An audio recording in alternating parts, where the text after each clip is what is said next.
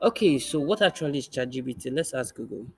Google says ChatGPT is an AI that was designed by a company called OpenAI. Now, how ChatGPT works is it listens to instruction and it provides detailed response based on the instruction that you gave to it. Now, this is perfect, and we're going to be testing those abilities for our benefit as teachers in our school.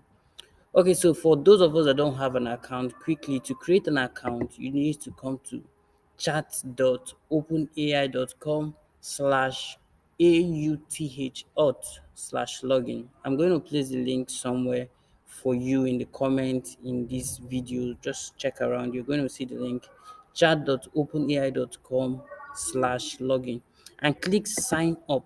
So you click the sign up option here if you don't have an account yet. Now you're going to follow the process, provide your email address and click continue so for you to be able to log in.